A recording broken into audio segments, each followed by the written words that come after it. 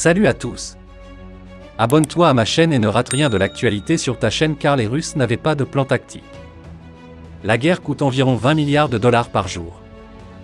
Il y a des roquettes pour 3 à 4 jours au plus, ils les utilisent avec parcimonie. Il manque d'armes, les usines de Tula et de Rotenberg ne peuvent physiquement pas répondre aux commandes d'armes. Les fusils et les munitions sont le maximum qu'ils peuvent faire. Les prochaines armes russes peuvent être produites en 3 à 4 mois voire même plus. Ils n'ont pas de matières premières.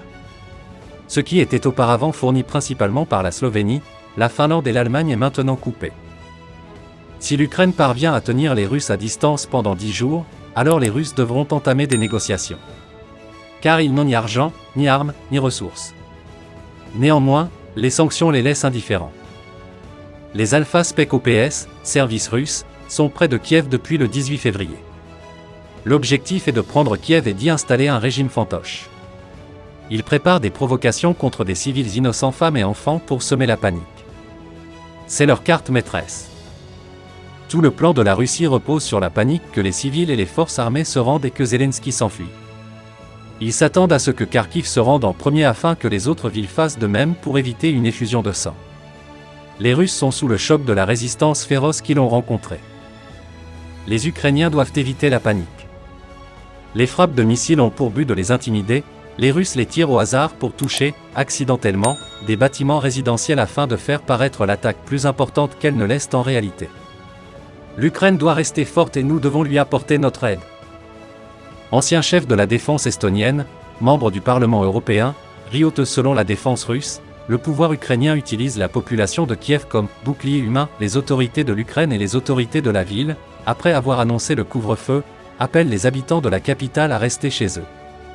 Cela prouve une fois de plus que le régime de Kiev utilise les habitants de la ville comme boucliers humains pour les nationalistes qui ont déployé des unités d'artillerie et du matériel militaire dans des zones résidentielles de la capitale. Ils ont annoncé également que des groupes de saboteurs russes opéreraient dans la capitale et que la ville est bloquée, a indiqué Igor Konashenkov. Il a rappelé que les résidents de la capitale ukrainienne peuvent circuler librement le long de l'autoroute Kiev-Vassilkov. Cette direction est ouverte et sûre. Quant à la ville de Mariupol, dont la plus grande partie est piégée et dont les habitants sont pris en otage par les militaires ukrainiens, son sort sera débattu lors des pourparlers en Biélorussie, a pour sa part déclaré Édouard Bassourine. Or le président de la Fédération de Russie, Vladimir Poutine a finalement décidé de passer outre les injonctions et autres menaces de sanctions des pays de l'OTAN en attaquant l'Ukraine le jeudi 24 février 2022. Avec cette opération militaire massive de la Russie en Ukraine, Poutine vient de fouler aux pieds plusieurs années de négociations avec l'Occident pour éviter le scénario catastrophe auquel on assiste aujourd'hui. Il lance du coup un défi majeur aux États-Unis et à ses alliés européens, qui pour l'instant se contentent de brandir une pile de sanctions, sans jamais envisager l'utilisation de la force pour défendre l'Ukraine dont le seul tort est de nourrir l'ambition d'adhérer à l'OTAN. L'annexion de l'Ukraine par la Russie serait l'effondrement du dernier mur qui fait de l'OTAN et des États-Unis une superpuissance militaire et redistribuerait les cartes géopolitiques mondiales. Le monde est-il vraiment devenu une jungle où règne la loi du plus fort? Si ce conflit ukraino-russe perdurait, ne va-t-il pas semer les germes de la Troisième Guerre mondiale?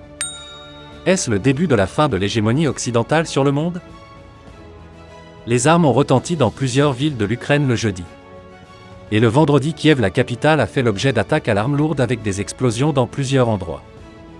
Cette guerre enclenchée par la Russie, il faut bien le rappeler, est la conséquence de plusieurs années de tensions entre Kiev et Moscou et cela depuis l'annexion par la Russie en 2014 de la péninsule ukrainienne de Crimée, suivie d'une guerre dans l'est de l'Ukraine avec des séparatistes soutenus par Moscou. De cette date jusqu'à 2020, les tensions ne faiblissent pas entre les deux pays, attisées par l'Occident qui ambitionne de compter l'Ukraine parmi ses alliés au sein de l'Organisation du Traité de l'Atlantique Nord, OTAN.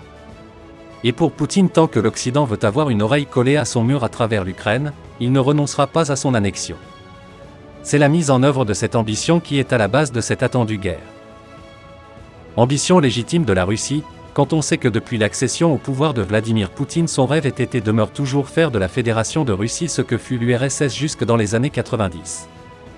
Y parviendra-t-il? Nul ne saurait répondre à cette question, mais ce qui est évident, c'est que Poutine a donné à la Russie une aura et une place de choix sur l'échiquier mondial.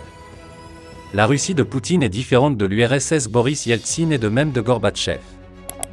Les deux derniers ont fini par mordre à l'hameçon de l'Occident qui a fini par disloquer la grande URSS. Poutine veut prendre sa revanche en reconstituant l'essentiel de ce qui faisait la grandeur de l'Union de républiques socialistes soviétiques.